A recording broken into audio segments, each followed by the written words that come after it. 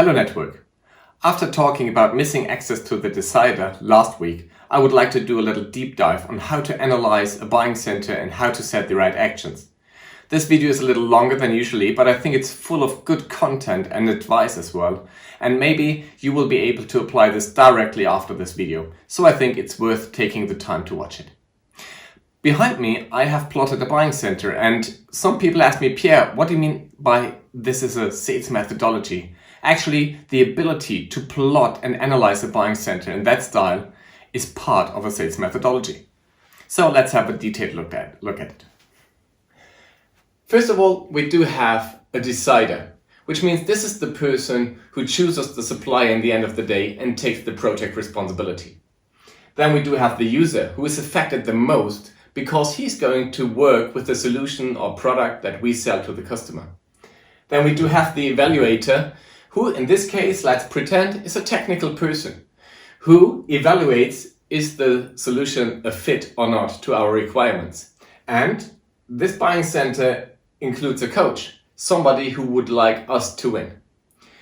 If we have a look at the influence, the decider has a high degree of influence, which means he can make things happen.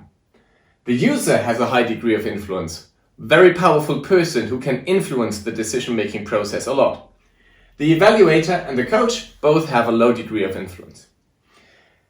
Looking at the urgency, we notice straight away, the decider has no urgency, which means most probably he would not want to invest his budget at this point in time.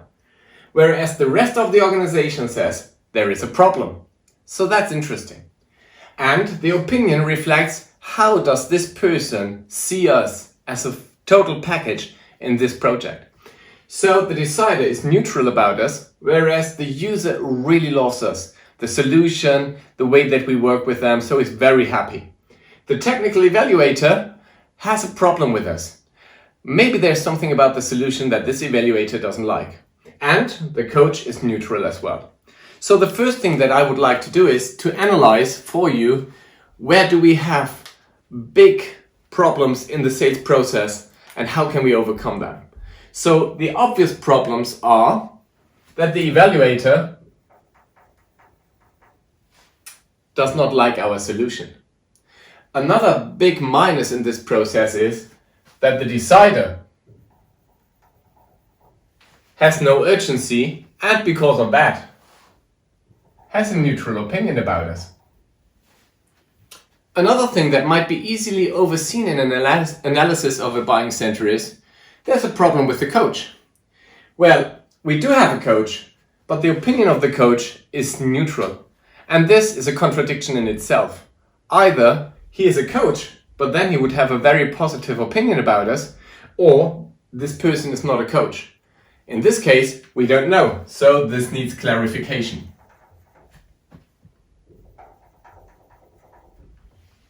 So these are the bad news for this buying center. Let's have a look at the good news. So I love about this buying center that a lot of people in the buying center actually say we have a problem. And I love it when customers have problems because that's my business, right? Fixing their problems. So another thing that we love is that the user has a very positive opinion about us. So on a scale from 0 to 10, how would we rate the opportunity as we can see it on this board? Maybe a 6, maybe a 7. We do have enough people that feel that there needs to be something to be done. But on the other hand, we do have a decider who actually is not aware of it at the moment. And we do have a little issue with the evaluator. So I think this would be something most organizations would work on. But coming back to last week's video, most organizations' view on this project might not look like this for a long time. Remember, the decider only comes into the game after 2/3 of the decision-making process. So maybe the opportunity would look like this in the beginning.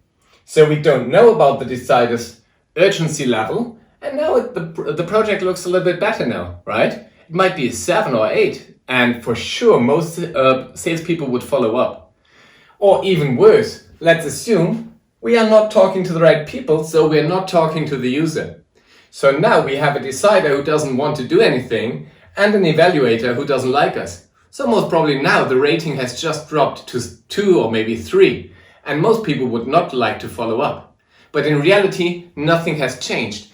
What has changed is our ability as a salesperson to uncover the real information needed.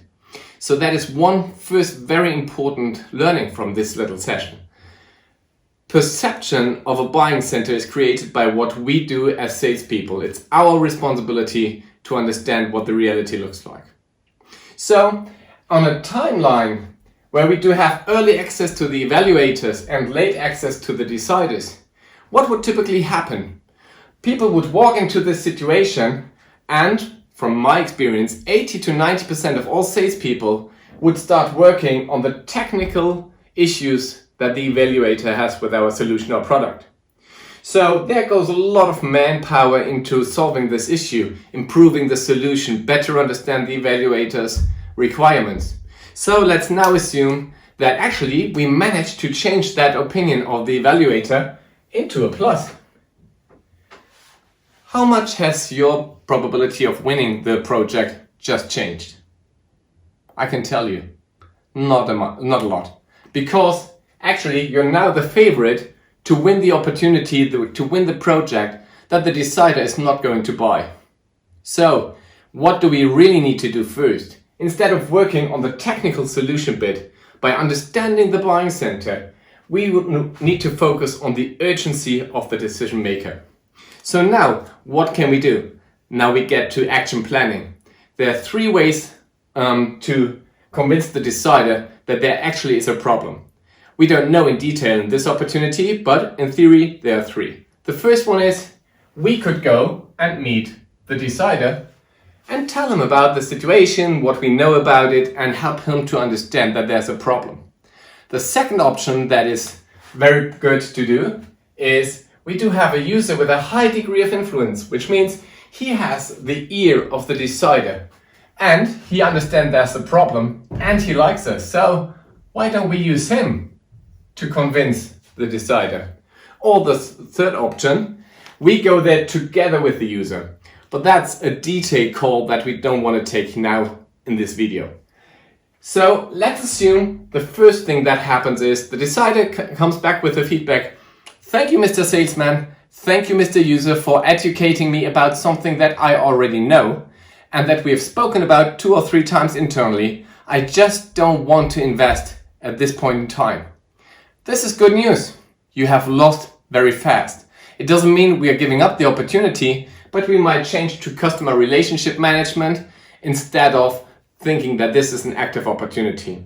Or the decider says, oh, you gave me new insights. I didn't know that. So now he says, oh, we do have a problem.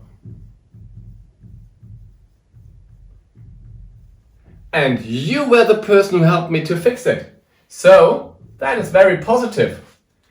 So now that the decider has really understood the real issues and we have understood the decider's requirements, now we are ready to go and try to win the project. And only now is the right time to work with the evaluator on his opinion. So I think this is a very nice example of a buying center and what might go wrong in the process and how much having an overview like this might help you. And there's one little thing that I would like to share with you. A lot of sales organizations will tell you, oh, doing this is a lot of work and a lot of administration. No, it's not. What I've got on this board can be drawn in 1 to 2 minutes if you have the information and if you know how to do it. I hope this was beneficial to you. I'm looking forward to your comments below and maybe you want to leave a like. Hope to see you next week in the next video. Bye bye.